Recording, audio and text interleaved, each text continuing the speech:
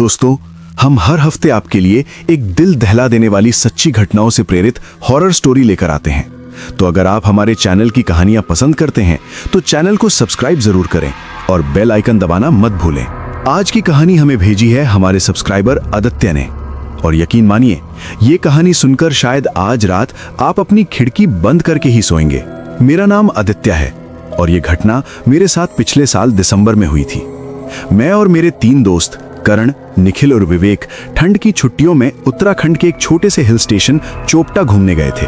चोपटा एक बेहद खूबसूरत लेकिन सुनसान जगह, जहां दिन में जितनी शांति होती है रात में उतना ही डर। हम एक छोटे से लकड़ी के गेस्ट हाउस में रुके थे, जिसके आसपास दूर दूर तक कोई घर नहीं था। पहले दिन सब कुछ नॉर्मल था। हमने ट्रैकिंग की, फोटो ली और रात को बोनफायर करके खूब मजे किए। लेकिन असली डर शुरू हुआ दूसरी रात से। उस रात करीब 2 बजे मेरी नींद अचानक एक अजीब सी आवाज से खुली। टक टक टक, जैसे कोई खिड़की पर धीरे धीरे दस्तक दे रहा हो। मैंने सोचा शायद हवा होगी, लेकिन आवाज फिर आई, टक टक। अब मैं थोड़ा डर गया था। मैंने धीरे से उठकर खिड़की की तरफ देखा, पर बाहर सिर्फ घना अंधेरा था और धुंध। तभी मेरे पीछे से करण की आवाज आई, तू भी सुन रहा है ना? मैंने पलट कर देखा, वो भी जाग रहा था। हम दोनों धीरे धीरे खिड़की के पास गए और जैसे ही हमने पर्दा हटाया हमारी सांसें रुक गईं। खिड़की के बाहर एक छोटा बच्चा खड़ा था, करीब 8-9 साल का। फटे हुए कपड़े, चेहरे पर मिट्टी और आंखें पूरी काली। वो बस हमें घूर रहा था। करण डर के मारे पीछे हट गया, लेकिन तभी वो बच्चा मुस्कुराया और बहुत धीरे से बोला, भैया ठंड लग रही है, अंदर आने दोगे? उसकी आवाज बहुत अजीब थी, जैसे 2 लोग एक साथ बोल रहे हों।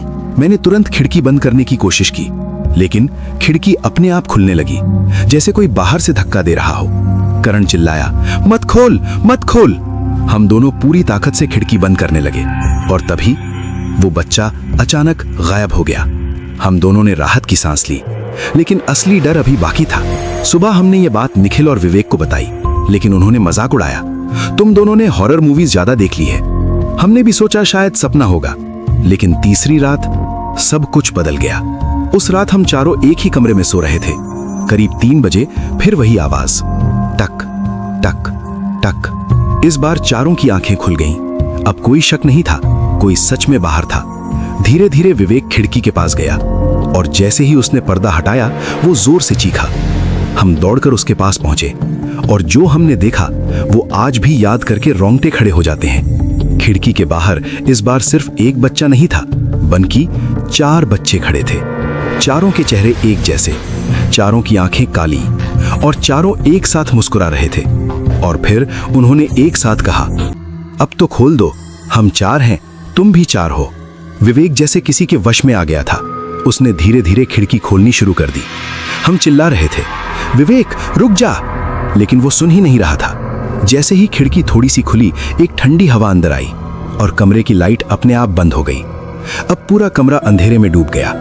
तभी हमें एक आवाज सुनाई दी हमारे पीछे से, अब हम अंदर आ गए हैं। हम धीरे धीरे पलटे और देखा विवेक खड़ा था, लेकिन वो विवेक नहीं था। उसकी आंखें पूरी काली हो चुकी थी, चेहरे पर वही डरावनी मुस्कान, और वो धीरे धीरे एक लोरी गा रहा था, सो जा वरना वो आ जाएंगे।